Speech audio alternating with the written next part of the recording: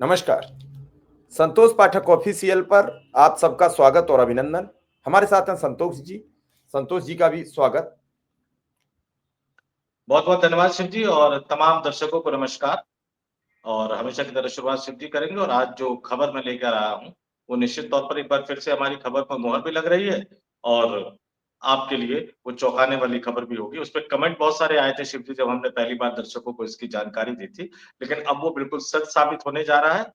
कागज तैयार कर लीजिए, लाइन में लगने की तैयारी कर लीजिए। लेकिन एक बड़ी दिलचस्प चीज बताता हूँ शिव जी, करीब 19-20 साल मीडिया में मैंने काम किया। वहां एक चीज होती है, अच्छे रिपोर्टर, डेस्क पे काम करने वाले अच्छे कॉपी एडिटर 8-9 घंटे 10 घंटे की शिफ्ट करके अपना चले जाते थे। कई ऐसे भी रिपोर्टर मैंने देखे जो 16 से 17 घंटे काम करते, ऑफिस में भी 6-7 घंटे ज्यादा लगाते। क्यों? क्योंकि और ढंग से तो कोई काम कर नहीं सकते थे। तो वो दिखाते थे बॉस को कि देखो मैं 16 घंटे काम कर रहा हूँ, 20 घंटे काम कर रहा हूँ। कुछ इसी तरह से देश की सरकार की हालत हो गई और अब ज्ञानेश कुमार भी उसी तरह से, प्रधानमंत्री कहते हैं ना 24 घंटे सातों दिन काम करते हैं, कभी छुट्टी नहीं ली उन्होंने और उसके बाद देश का बेड़ा गर्क करके रख दिया है। अब देश के मुख्य चुनाव आयुक्त की पहली प्रेस कॉन्फ्रेंस कब की थी, इससे पहले याद है आपको? छुट्टी वाले दिन की थी, रविवार जी, को दिन की थी। जी, जी। कल छठ का महापर्व है। छठ का महापर्व है, शाम का अर्घ दिया जाता है, डूबते हुए सूर्य की पूजा की जाती है। हमारी माताएँ, बहनें लोग खड़े होके जहाँ-जहाँ भी नदी है, तालाब है, वहाँ-वहाँ खड़े होकर डूबते हुए सूर्य की पूजा करेंगे। दिल्ली में भी छुट्टी की घोषणा कर रखी है दिल्ली सरकार ने। बिहार में विधानसभा चुनाव है, ये बड़ा प्रधानमंत्री नरेंद्र मोदी तो इस बार 4 दिन पहले ही जो च कल जो शुरू हुआ था, तभी उन्होंने पोस्ट करके छठ की हार्दिक बधाई दे दी, शुभकामनाएँ दे दी, चुनाव है तो बहुत कुछ याद आता है। और इस बीच में छुट्टी वाले दिन जबकि पूरा का पूरा बिहार छठ पर्व मनाने में लगा होगा, दिल्ली में रहने वाले 50 लाख के लगभग बिहारी छठ का पर्व मनाने में लग रहे होंगे, तो ज्ञानेश कुमार, राहुल गांधी कहते थे ना एटम बम, हाइड्रोजन बम, इससे बड़ा भी कोई बम होगा तो ज्ञानेश कुमार इस देश के लोगों पर एक बड़ा बम कल फोड़ने जा रहे हैं। और छुट्टी वाले दिन, छठ महापर्व के दिन इस तरह की प्रेस कॉन्फ्रेंस करके वो उसी तरह के बालक बनते हुए या स्टाफ या कर्मी बनते हुए नज़र आ रहे हैं, जो 8-9 घंटों में पूरा काम नहीं कर पाते, वो 24 घंटे चाहिए होते हैं उनको। अरे भैया 1 दिन पहले कर देते, 1 दिन बाद कर देते, 2 दिन बाद कर देते, लेकिन नहीं, आपको छुट्टी के दिन ही करना है और जिस दिन लोग आस्था के साथ पर्व मना रहे होंगे, पूजा कर रहे होंगे, उस दिन आप इस देश के लोगों को एक बहुत बड़ा झटका देने जा रहे हैं। ये अपने आप में बड़ा अजीब-सा लगता है कम से कम इसको। जी, शिव जी। चलिए कर लीजिए कागज पत्तर तैयार। चुनाव आएगा आपके द्वार। पूछेगा कहाँ रहते हो जी? कौन सा प्रपत्र तैयार कराए हो जी? क्या-क्या पेपर लाए हो जी? दीजिए जी। हम आपकी कुंडली जांचेंगे जी।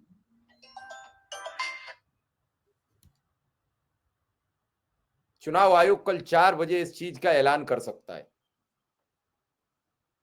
और सबसे बड़ी बात यह है कल पूरा देश एक ऐसे पर्व का साक्षी होगा। 4:15 बजे प्रेस कॉन्फ्रेंस होगी और 5 बजे से अर्घ दिया जाएगा। पत्रकारिता में बड़ी तादाद में बिहार के और पूर्वांचल के लोग हैं। नहीं शिव जी, जैसे हमारे घर में भी छठ होता है, दोपहर में ही निकलना पड़ता है अगर आपको यमुना नदी जाना हो या बिहार में रह रहे हो लोग तो गंगा नदी जाना हो। ज़्यादातर पत्रकार जो है वो बिहार से होते हैं, उन्हें भी अपने-अपने घर, अपनी-अपनी सोसाइटी जहाँ पर भी छठ का ये पर्व मनाया जा रहा है, महापर्व मनाया जा रहा है, दोपहर में ही उनको निकलना होगा।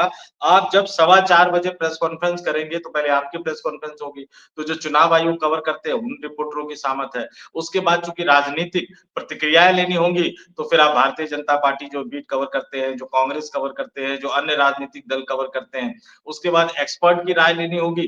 तो आप समझ लीजिए कि छुट्टी वाले दिन आप क्या हालत करने जा रहे हैं पत्रकारों की। ख़ैर, पत्रकार हम तो झेलते ही रहते हैं लगातार इस तरह की बातें, लेकिन लोगों को त्योहार वाले दिन तो कम से कम चैन से त्योहार मनाने दीजिए।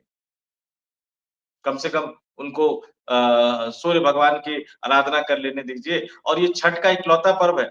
शिव जी, मानव व्यवहार जो होता है ना, हम लोग क्या कहते हैं कि उगते हुए सूरज की पूजा की जाती है। भाई आज लालकेश आडवाणी को कौन पूछ रहे हैं? मल्लू मनीष जोशी जी को कौन पूछ रहा है? लेकिन छठ पर्व इकलौता ऐसा पर्व है जिसमें डूबते हुए सूरज की पूजा पहले की जाती है और उगते हुए सूरज की पूजा बाद में की जाती है। ये समझिए कि कितना बड़ा संदेश का पर्व है। और एक खबर आ रही है, ज़रा मैं दर्शकों को बता दूँ कि नीतीश कुमार जो हैं, वो चिराग पासवान के घर पहुँच गए हैं खरना का प्रसाद खाने के लिए। तो नीतीश कुमार फुल फॉर्म में नज़र आ रहे हैं और पूरी की पूरी एनडीए गठबंधन में शामिल राजनीतिक दल उनको मुख्यमंत्री बनाने के अभियान में उतर गए हैं, एक तरह से समर्थन करते हुए नज़र आ रहे हैं। और यहाँ ज्ञानेश कुमार साहब कल एक बड़ा बम फोड़ने जा रहे हैं। सबको लाइन में लगना होगा, अब तो कागज़ दिखाना। जी, शिव जी। तो क्या नीतीश कुमार के और चिराग पासवान के रिश्ते सुधर गए? इसको ऐसे देखिए कि कौन किसके साथ खेल रहा है, ये तो चुनाव के बाद पता लगेगा। चलिए, नीतीश कौन किसके साथ खेलेगा ये बाद में चर्चा करेंगे, लेकिन हमें चर्चा है कि चुनाव आयोग कल एक ऐसा धमाका करेगा, उस धमाके के छर्रे सब तक पहुंचेंगे। ये उसी तरह होने जा रहा है कि जब रेल के कर्मचारियों पर शिकंजा कसा गया तो उन्होंने कहा मुझ पर कसा गया है। बैंक वालों ने कहा कि मेरा कुछ नहीं बिगड़ेगा। फिर बैंक वालों पर कसा गया तो शिक्षकों ने कहा मुझ पर नहीं कसा जाएगा। फिर शिक्षकों पर कसा गया तो मुसलमानों ने कहा कि सब पर कस दोगे, हम पर नहीं। फिर मुसलमानों पर कसा गया तो किसान बोले हम तो बड़ी तादाद में 60% हैं, हम पर नहीं कस पाओगे। फिर किसानों पर कसा गया तो युवाओं ने कहा कि हम बड़ी तादाद में हैं, तो फिर बेरोजगारी से उन्हें महरूम कराया गया। फिर उन पर कसा गया। ऐसे ही धीरे धीरे कसते कसते आगे बढ़ते गए। बीजेपी को यह आदत आ गई कि आप कुछ भी कर लो, ये उस पंख विहीन पक्षी यानी मुर्गे की तरह हैं जिनके पंख नोच लिए गए हैं और कभी कभी मक्के के दाने डाल दिए जाते हैं। ये चुगते हैं, बीट करते हैं और आगे बढ़ जाते हैं और कुकुड़कू चिल्लाते हैं कि साहिब कुछ खाने को दे दीजिए। उसके लिए थोड़ा थोड़ा राशन सरकार रसद के रूप में मुहैया कराती है।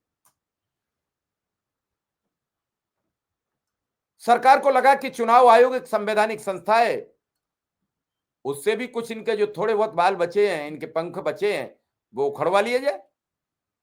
तो उन्होंने कहा ठीक है। तो उन्होंने कहा पहला प्रयोग कर लीजिए।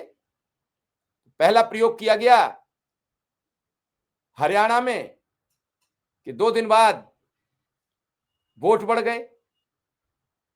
दूसरा प्रयोग किया गया महाराष्ट्र में कि 40 लाख वोट बढ़ गए। स्ट्राइक रेट 90% से 92% चला गया बीजेपी का और किसी दल का नहीं गया। कुछ देर बाद बिहार चुनाव आया तो उन्होंने कहा कहीं बढ़ा के कहीं घटा के, अब राहुल गांधी ज्यादा पीछे पड़ गए हैं तो अब की बार काट के बना लेंगे। लेकिन उन्हें यह भरोसा नहीं था लोग पीछे पड़ जाएंगे। लोग पीछे पड़ गए, मामला बिगड़ता चला गया। राहुल गांधी ने वोट अधिकार यात्रा चला दी। कई पत्रकार साथी कूद गए। हालांकि एक पत्रकार साथी अजीत अंजुम पर तो एफआईआर दर्ज हुई, वो एफआईआर में ना गिरफ्तार हुए, ना उस एफआईआर पर आज तक कार्रवाई हुई। लेकिन उस एफआईआर से वो रुके नहीं, वो दूने तेवर से और कूद गए मैदान में। हालांकि उसी समय हमारा भी चैनल उनके साथ प्रोग्राम करके दूसरे दिन बंद करा दिया गया। ये जुलाई का मामला है। अब चुनाव आयोग ने एसआईआर बिहार में करा दी। अब अगर पूरे देश में नहीं कराता तो चुनाव आयोग की तौहीन हो जाएगी, और देश में कराता है तो राहुल गांधी को दबना पड़ेगा। चुनाव आयोग का यह आकलन होगा कि चलिए एक राज्य में तो निपट लिया, अब हम पूरे देश में कराते हैं। क्या इसका परिणाम होगा, क्या तैयारी होगी? इस समय कई बड़े राज्यों में चुनाव है 2026 और 27 में। बिल्कुल शिव जी। और उसको मैं बंगाल है, थोड़ा-सा आगे बता देता हूँ कि उन बंगाल है, चुनावों में बीजेपी बंगाल है। की प्रतिष्ठा एक मिनट, बीजेपी एक मिनट, एक मिनट। बंगाल है, पंजाब है, उत्तर प्रदेश है, उत्तराखंड है, तमिलनाडु है। ये वो राज्य हैं जहां 30 से 40 लोकसभा सीटें और उत्तर प्रदेश में 80 लोकसभा सीटें हैं। यानी अगर इन्हीं सब राज्यों में कोई सत्ता है, बिहार चल ही रहा है, इन्हीं सब राज्यों में अगर एक तरफा चुनाव जीत जाए तो केंद्र में सरकार बन जाएगी। नहीं, वही वही तरीका है। 2026 में शिव जी जिन 5 राज्यों में चुनाव होना है, अब एक-एक करके मैं बताता हूँ। पश्चिम बंगाल, बीजेपी अपनी पूरी ताकत लगाकर भी ममता बनर्जी को वहां हरा नहीं पा रही। तमिलनाडु, पूरी ताकत लगाने के बावजूद भी बीजेपी वहां अपने पैर नहीं जमा पा रही है। हालत ये हो गई कि 2024 के लोकसभा चुनाव से पहले प्रधानमंत्री कन्याकुमारी से भी लड़ना चाहते थे, लेकिन कन्याकुमारी से लड़ने की वो हिम्मत जुटा नहीं पाए। तीसरा जो सबसे अहम राज्य है, वो असम। असम में लगातार 2 बार चुनाव जीत रहे हैं। इस बार राहुल गांधी ने गौरव गोगोई को ज़िम्मेदारी दी है, तो वहाँ भी कांग्रेस एक तरह से बीजेपी को फँसाती हुई नज़र आ रही है। अब चौथा जो महत्वपूर्ण राज्य है वो केरल है। केरल में लेफ्ट फ्रंट और यूडीएफ में लड़ाई होती है, भारतीय जनता पार्टी कहीं है नहीं और पुडुचेरी। और उसके बाद जब 2027 में आप जाते हैं, तो आपने जैसे बताया दर्शकों को, उत्तर प्रदेश में है, उत्तराखंड में है, पंजाब में है, तो इन तमाम राज्यों में बीजेपी अगला साल जो 2026 का चुनाव है, वो तो अपने जनाधार को बढ़ाने का चुनाव होगा और 27 का जो चुनाव होगा कि जो मिला हुआ है कम से कम उसको बचा के रखे। तो अब फेज़ वाइज़ चुनाव आयोग जो है वो एसआईआर का ऐलान करने वाला है, जैसा कि आपने बताया कि कल सवा 4 बजे प्रेस कॉन्फ्रेंस होगी और पहले चरण में शिव जी लगभग 1 दर्जन राज्यों में यानी 10, 11, 12 या 13-14 के आसपास राज्य होंगे और उसमें खास तौर से 2026 में जिनमें चुनाव होना है वो पाँचों राज्य होंगे। इसमें एसआईआर अभियान कराया जाएगा और इसकी जानकारी डिटेल में इसकी जानकारी जो है वो ज्ञानेश कुमार कल देंगे। ज्वाइंट प्रेस कॉन्फ्रेंस एक तरह से मुख्य निर्वाचन आयुक्त ज्ञानेश कुमार भी मौजूद रहेंगे और जो 2 इलेक्शन कमिश्नर है सुखबीर सिंह संधू और विवेक जोशी भी मौजूद रहेंगे और लगभग जैसा कि मैंने कहा कि 1 दर्जन से ज़्यादा राज्यों में एसआईआर अभियान जो शुरू किया जाना है, उसकी तारीखों के बारे में बताया जाएगा कि कब शुरू किया जाएगा, कब तक वो अभियान चलेगा, कब ड्राफ्ट वोटर लिस्ट जारी किया जाएगा और कब तक उसमें सुधार करने की जो तिथि होगी, जो समय होगा, वो लोगों को दिया जाएगा। अभी प्राथमिक तौर पर तो ये जानकारी निकल कर सामने आ रही है क्योंकि सुप्रीम कोर्ट का आदेश आ गया सिर्फ तो हो सकता है कि आधार कार्ड को ये लोग 12वें दस्तावेज के रूप में मान्यता दे दें। लेकिन जैसे बिहार में खेल करने की कोशिश की थी ना कि ठीक है आधार कार्ड तो ले आओ, लेकिन हम इसको वैलिड तभी मानेंगे जब आप बाकी 11 में से कोई दस्तावेज दिखा दो, तो इंतज़ार करेंगे कि ज्ञानेश कुमार कल क्या उसमें किंतु, परंतु, शर्तें वो होता है ना जब विज्ञापन आता है तो छोटा-सा स्टार होता है, टर्म एंड कंडीशन अप्लाई वाला। कहीं उस तरह से कोई टर्म एंड कंडीशन अप्लाई तो नहीं है, कहीं बीच में कोई खेला तो नहीं है। लेकिन ये तय मानकर चल लीजिए कि अब बिहार को छोड़कर चूँकि बिहार में तो जो होना था कर दिया इन्होंने, पूरे देश के लोगों को लाइन में लगना भी होगा। और पूरे देश के लोगों को कागज़ दिखाना भी होगा। प्रक्रिया तो ये है कि प्री फ़िल्ड फॉर्म लेकर जो बीएलओ है, वो घर-घर जाएँगे, लेकिन कहाँ घर-घर जाते हैं? अगर घर-घर जाते तो बिहार में जीवित लोगों को मृतकों की सूची में तो नहीं शामिल कर देते ना। बीएलओ को घर-घर जाने की आदत छूट गई है शिव जी। अब तो वो बीजेपी के किसी स्थानीय नेता के घर पे बैठते हैं और पूरी की पूरी वोटर लिस्ट तैयार कर देते हैं। किसको जोड़ना है, किसको काटना है, किसको रखना है, किसको घटाना है, किसको हटाना है, किसको डबल वोटर कार्ड की सूची में डालना है, किसको मृतक की सूची में डालना है, किसको चले गए ये डालना है। क्यों? क्योंकि स्क्रूटनी होती नहीं है, चुनाव आयोग जाँच करता नहीं है और अगर आप गड़बड़ी में फँस जाओगे तो बीएलओ की गलती नहीं है, चुनाव आयोग कहता है नहीं थोड़ी-मोड़ी गलती होती रहती है। सुप्रीम कोर्ट में जिस तरह से चुनाव आयोग के वकील ने दावा किया वो हम तमाम लोगों ने देखा।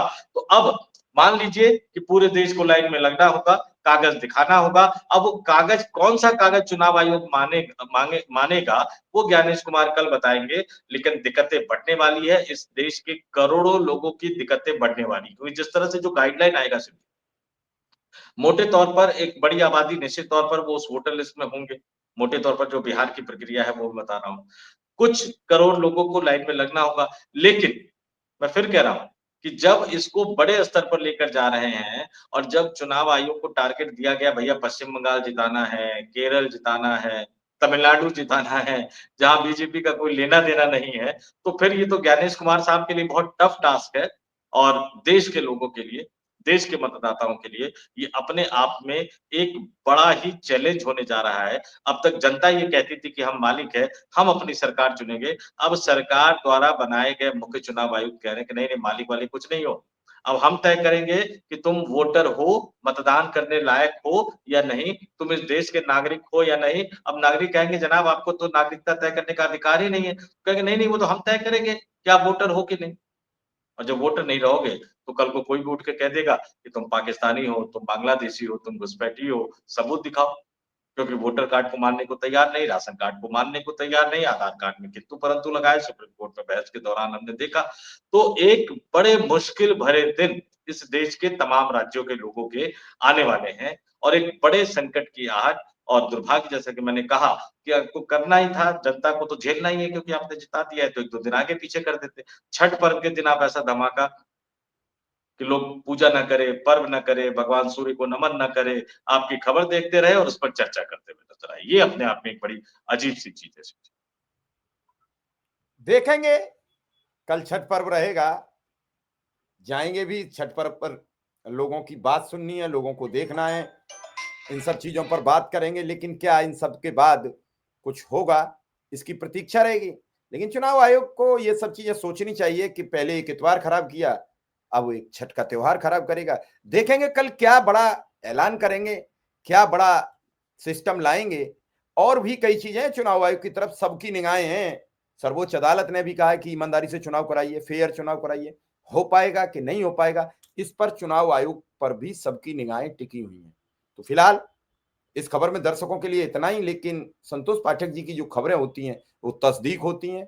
पहले भी कहा था कि पेपर तैयार कर लो, अब कल कहा तो आपको मजाक लगा, तो आपने कमेंट भी किया, हमें क्रिटिसाइज भी किया, लेकिन अब अपने पेपर तैयार करिए, बिना पेपर के कुछ होने वाला नहीं है। तो फिलहाल इस खबर में इतना ही। संतोष पाठक जी का आभार, दर्शकों का भी बहुत-बहुत आभार। बहुत-बहुत धन्यवाद। बहुत-बहुत धन्यवाद शिव जी और तमाम दर्शकों को नमस्कार।